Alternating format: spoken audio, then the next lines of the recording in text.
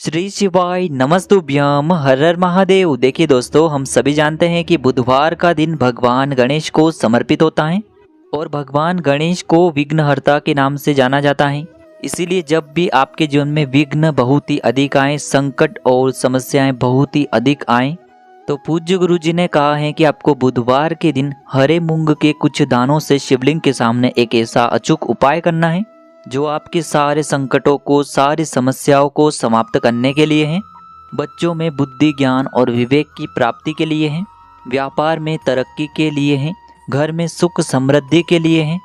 और अगर पति पत्नी में लड़ाई झगड़ा हो रहा है या फिर घर में किसी से भी लड़ाई झगड़ा हो रहा है तो उनके लड़ाई झगड़ों को शांत करने के लिए है।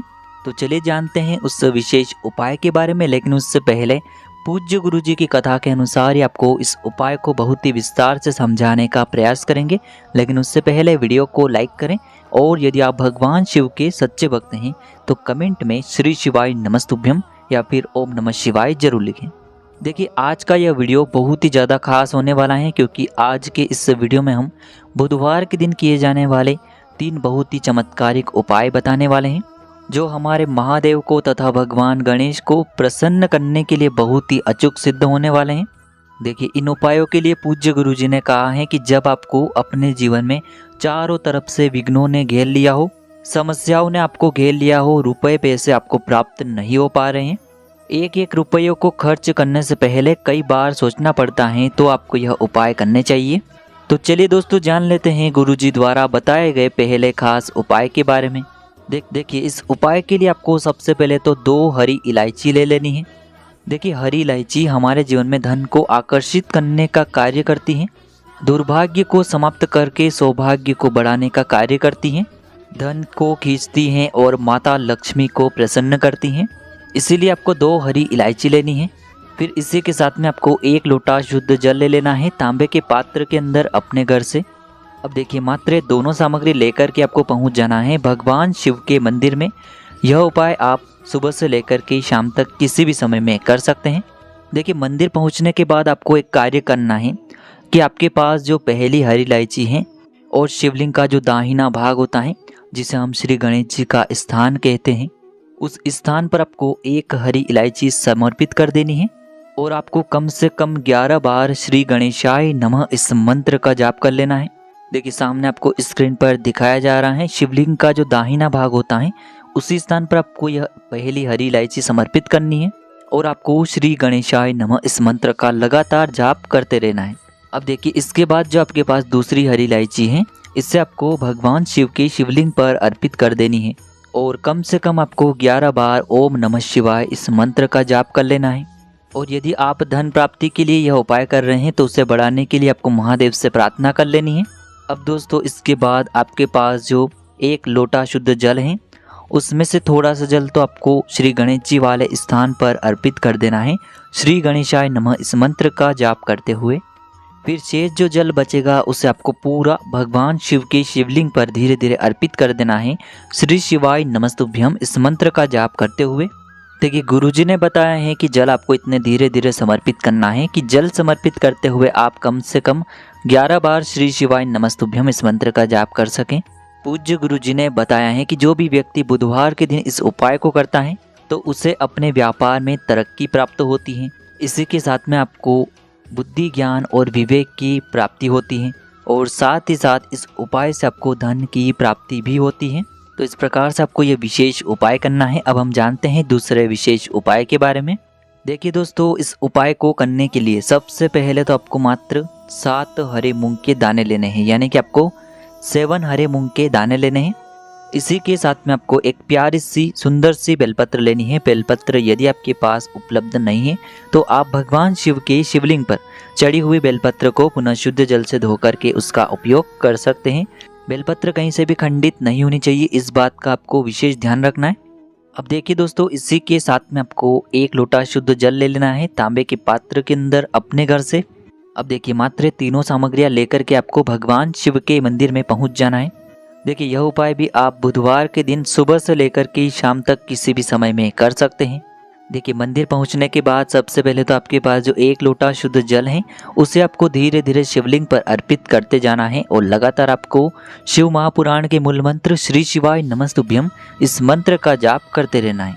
अब देखिए आपके पास जो 7 हरे मूंग के दाने हैं उन्हें आपको अपने सीधे हाथ में रखना है और आपको माता अशोक सुंदरी से प्रार्थना करनी है कि हमारे घर में लड़ाई झगड़ा बहुत ही ज़्यादा होता है, घर में हमेशा क्लेश का माहौल बना रहता है, घर में लगातार अशांति का माहौल बना रहता है, या फिर आपके विवाह में विलंब हो रहा है, समय से आपकी शादी नहीं हो पा रही है, या फिर घर में किसी भी प्रकार की यदि समस्या है तो उसको समाप्त करने के लिए आपको प्रार्थना कर लेनी है।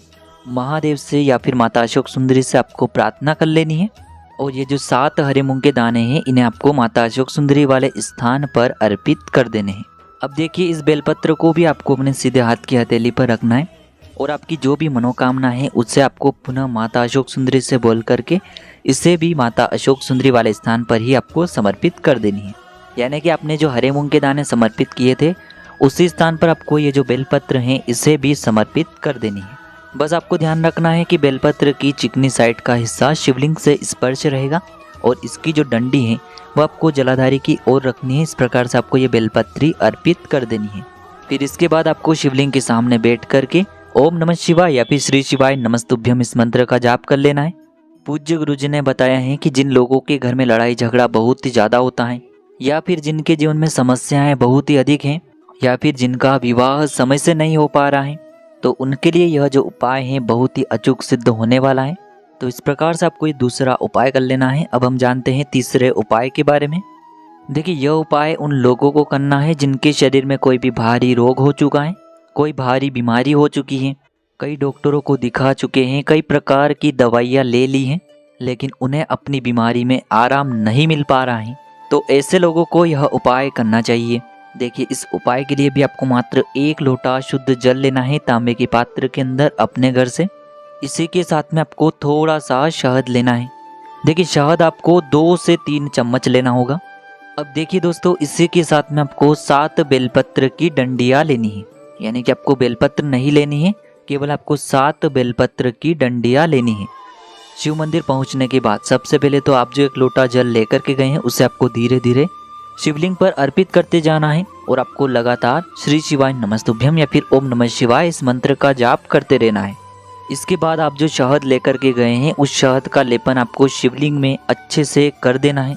यानी कि इस शहद का आपको शिवलिंग में अच्छे से लेपन कर देना है। चारों तरफ आपको शिवलिंग में अच्छे से लेपन कर देना है। लेपन करने के बाद आपको ओम नमः शिवाय इस मंत्र का स्मरण कर लेना है। अब देखिए आपने जो शिवलिंग पर लेपन किया है उससे आपको 5 से 10 सेकंड के लिए लगा रहने दे और फिर इसी शिवलिंग के शहद को आपको उसी पात्र में ले लेना है जिसमें आप शहद लेकर के आए थे। अब देखिए आप जो 7 बेलपत्र की डंडियाँ लेकर के गए थे उन्हें भी आपको भगवान शिव की शिवलिंग पर अर्पित कर देनी है और आपको कुंदकेश्वर महादेव का स्मरण कर लेना है। इसके बाद आपको कुंदकेश्वर महादेव से अपनी बीमारी को दूर करने की प्रार्थना कर लेनी है। इसके बाद आपको ये जो 7 बेलपत्र की डंडियाँ हैं इन्हें भी शिवलिंग से उठा लेनी है और महादेव से आपको प्रार्थना कर लेनी है कि मेरे शरीर में इस प्रकार का रोग हो चुका है या फिर मेरे परिवार के जो सदस्य हैं उनको यह रोग हो चुका है, तो कृपया आप इन बेलपत्र की डंडियों को और इस शहद को औषधि स्वरूप बना दीजिए। अब यह बेलपत्र की डंडियाँ और शहद लेकर के आपको अपने घर आ जाना है। अब देखिए आपके मुख्य द्वार की जो दहलीज हैं वहाँ पर आपको बैठ करके और इन बेलपत्र की डंडियों को शहद में डुबो करके एक एक डंडी को अच्छे से चबा चबा करके खा लेना है। पूज्य गुरुजी ने कहा है कि जो भी व्यक्ति हफ्ते में 1 दिन इस उपाय को करता है उसका बड़े से बड़ा रोग भी समाप्त हो जाता है। देखिए यदि आप 7 डंडियाँ एक साथ नहीं खा सकते हैं तो आप अगले दिन या फिर एक एक डंडी प्रतिदिन खा सकते हैं। तो दोस्तों इस प्रकार से आज के इस वीडियो में हमने आपको पूज्य गुरुजी की द्वारा बताए गए 3 बहुत ही चमत्कारिक उपाय बताने का प्रयास किया है। यदि आपको उपाय से जुड़े किसी भी प्रकार के सवाल हैं तो कमेंट में पूछ लें। उपाय को करते समय किसी भी प्रकार की गलतियां न करें। श्री शिवाय नमस्तुभ्यम। हर हर महादेव।